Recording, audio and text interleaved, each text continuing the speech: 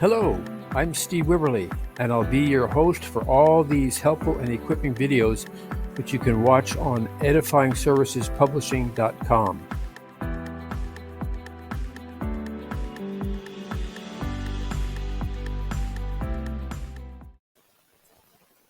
This is a difficult question for me because I have had the privilege of doing many things.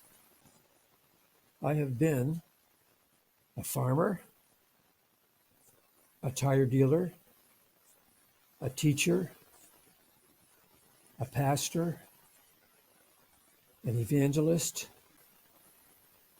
a construction worker, a team leader, a businessman, an author, an advisor, and a counselor.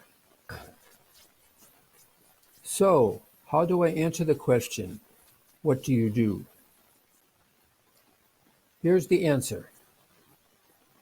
All of these professions I've mentioned are undergirded by my foundational aim in life, which is to help people succeed in their spiritual lives. And I could do this in every one of my professions, even while being a tire dealer. I found that the point on which many Christians get stuck is this. The Bible tells us what to do, but often not how to do it. For instance, we are to forgive others as we have been forgiven. So I forgive, but the anger, the hurts, the disappointments all linger on. In struggling with these same issues myself, the Lord led me to answers, and my goal is to share such answers with others to empower them to be able to obey God effectively. I do this by pointing them to the wisdom of Jesus as revealed in Scripture. Let me give you an example using forgiveness. First is to think about how much Jesus has forgiven me, to remember that, as Paul wrote in Romans 7, in my natural self there dwells no good thing. I only deserved condemnation, death, and hell. But Jesus has forgiven me a huge amount. Think of a $400 million sin debt. So now I am fully forgiven, debt-free, able to live for and with Jesus. Next is to grasp that as he died for my sins, so he did for the person who sinned against me. Think of his sin debt to me as being about $1,000. So, as Jesus has forgiven me, I can and must forgive the other. This pleases Jesus greatly. Third is understanding the three aims of forgiveness. First is to honor God by obeying him in this. Second is to free yourself from the pain of holding a grudge, letting go by forgiving. And third is getting out of the way through forgiving so God can deal with that person. Then the final and very important point about forgiveness. Forgiving is a process, not just an act. A journey, not just a step.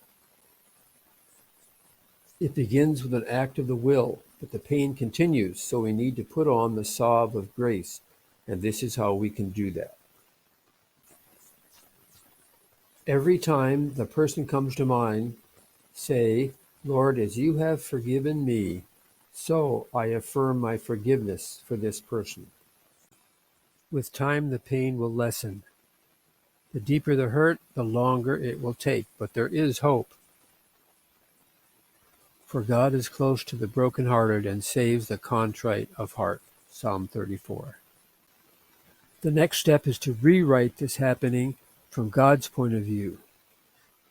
He allowed this happening for a reason. He has a plan to use it for good in my life. So I can thank him for it, even though I don't know the reason yet. And last of all is to ask God to bless this person as he has blessed you. This transforms you into a grace receiver and a grace giver, bringing great honor to God. So that's an example of what I do. Empowering Christians to live out their faith in the wisdom and strength that God offers. If you'd like to see more ways that I can empower you, check out the other videos on this channel, edifyingservicespublishing.com. That is, look under videos at this QR code for edifyingservicespublishing.com.